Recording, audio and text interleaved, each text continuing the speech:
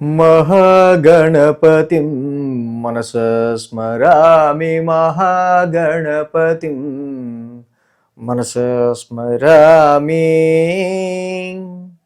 TR creations family అందరికీ నా హృదయపూర్వక ధన్యవాదాలు. అలాగే ఈ 25వ తారీఖు నుంచి 31వ తారీఖు వరకు కూడా ద్వాదశ రాశుల వారికి సంబంధించి రాశి ఫలాలు ఏ విధంగా ఉండబోతున్నాయి ఏంటనేది చూద్దాం. ఈ వారం మేజర్ ట్రాన్సిటల్ చేంజ్ చూస్తే రవి, కుజ, బుధ, శుక్రుల మాసగ్రహాలు మకర రాశిలోనే సంచారంలో ఉంటూ ఉన్నాయి. అలాగే శని మీన రాశిలోను, గురుడు మిథున రాశిలో వక్ర స్థితిలో, ఇక కేతువు సింహరాశిలో, రాహువు కుంభరాశిలో గోచారంలో ఉంటున్నారు. చంద్రుని యొక్క గమనం మనం చూసినట్టయితే మేషం, వృషభం, మిథునం, కర్కాటకం 4 రాశుల మీదుగా చంద్రుని యొక్క గమనం కూడా మనం గమనించవచ్చు. సో ఈ విధమైన గ్రహ సంచారం ఆధారంగా ద్వాదశ రాశుల వారికి సంబంధించి ఏ విధంగా ఉండబోతుంది ఈ 25వ తారీఖు నుంచి 31వ తారీఖు వరకు జనవరి యొక్క చివరి వారానికి సంబంధించి వార ఫలాలు ఏ విధంగా ఉండబోతుందనే చూద్దాం. మిథున రాశి వారికి సంబంధించుద్దాం. మిథున రాశి వారికి ఈ వారం యోగిస్తున్న గ్రహాల విషయానికి వస్తే తృతీయంలో కేతువు, అష్టమంలో శుక్రుడు, అష్టమంలో బుధుడు, మొత్తంగా 3 గ్రహాల యొక్క అనుకూలత మిథున రాశి వారికి ఇక్కడ మనకి కనిపిస్తూ ఉంది. ఈ రాశికి మనం చూసినట్టయితే కనుక 11, 12, 1, 2 స్థానాల మీదుగా చంద్రుని యొక్క సంచారం ఉంది ఈ వారం. ఆది, సోమ, అలాగే గురు, శుక్ర 4 రోజులు కూడా చంద్రబలం అనుకూలంగా ఉంది. మిథున రాశి వారు definitely be careful to any issue.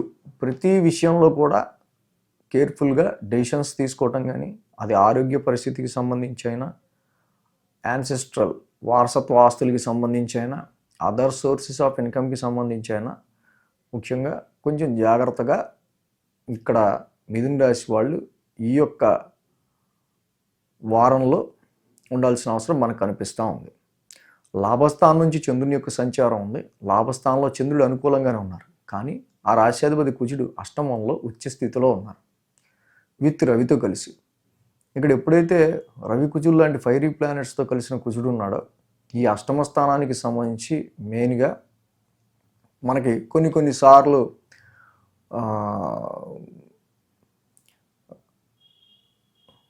కొన్ని ఎమోషన్స్ని మనం కంట్రోల్ చేసుకోలేకపోతూ ఉంటాం. అలాంటి కొన్ని సిచ్యువేషన్స్ ఏర్పడుతుంటాయి. So don't be involve any conflicts. అనవసరమైన వివాదాలకి సంబంధించిన విషయాల్లో కావచ్చు, లేకపోతే మీకు అవగాహన లేని విషయాల్లో కావచ్చు, వీటి విషయాల్లో అనవసరంగా దూరంగా ఉండటం మంచిది.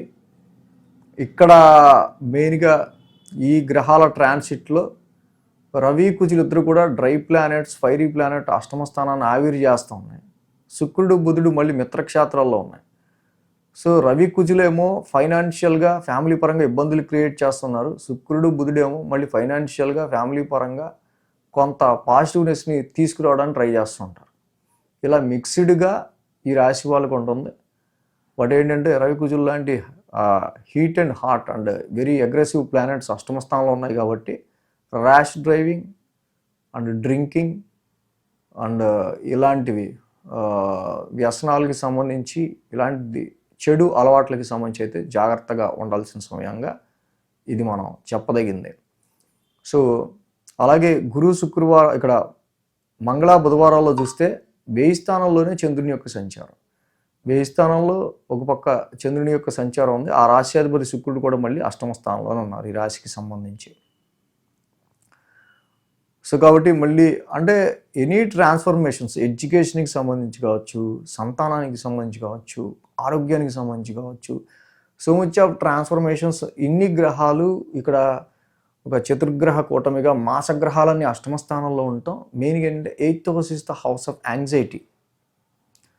సో మాసగ్రహాలన్నీ ఈ హౌస్లో ఉండటం వల్ల ఏ పని చేసినా టెన్షన్గా, ప్రతి సీను క్లైమాక్స్లో ఉందంటారు చూసారా, అలాంటి టెన్షన్ ఏదో మైండ్లో క్యారీ అవుతూ ఉంటుంది. ఇది బై ద ఏజ్ ఉంటుంది. పిల్లలు అనుకోండి, వాళ్ళు ఏదో తెలిసి తెలియని ఏజ్లో తప్పు చేస్తుంటే ఆ విషయాలకు సంబంధించి టెన్షన్ పడతారు. ఇక జాబ్ అండ్ ప్రొఫెషనల్స్ అనుకోండి, జాబ్ చేసేవాళ్ళు ఇంకా వర్క్లోనో ఉద్యోగంలోనో వాళ్ళకి ఎదురవుతున్న ఫ్యామిలీ ఇష్యూస్లోనో టెన్షన్ ఫేస్ చేయాల్సి వస్తుంటుంది. ఇలా కొంతవరకు యాంగ్జైటికల్ మూడ్ నడుస్తుంది కాబట్టి కొంచెం మెడిటేషన్ లాంటిది చేసుకుంటా ఈ రాశి వాళ్ళు ఉంటే ఆ టెన్షన్స్ అనేవి కొంచెం తగ్గుతాయి. ఇవన్నీ పాసింగ్ క్లౌడ్స్ లాంటివే, తాత్కాలికంగా వచ్చే టెన్షన్స్ ఇవన్నీ. కాబట్టి పెద్దగా దీన్ని మనం మైండ్లో తీసుకోకర్లా. కానీ జాగ్రత్తగా ఉండాల్సిన అవసరం అయితే ర్యాష్ డ్రైవింగ్స్లో అయినా, అగ్రెసివ్ ఆవేశపూరిత నిర్ణయాల్లో అయినా, ఇన్వెస్టింగ్ మనీ ఇన్వెస్ట్ చేసే విషయంలో జాగ్రత్తగా ఉండాలి. గురు శుక్రవారాల్లో రాశిలోనే చంద్రుని యొక్క సంచారం, చంద్రుడు రాశిలో సంచారంలో ఉన్నారు. ఆల్రెడీ అక్కడ గురుడు కూడా రెట్రగ్రేషన్లో ఉన్నారు. ఆరోగ్య పరిస్థితులకి సంబంధించి ఏదో ఒక డిసాటిస్ఫాక్షను, నేను ఎలాగోట్లా నాకున్న ఆరోగ్య సమస్యని హీల్ చేసుకోవాలి అనే ఒక న్యాచురల్గా హీల్ చేయాలి ఎలా అయినా సరే అనే ఒక సంకల్పంతో మీరు ముందుకు వెళ్ళడం.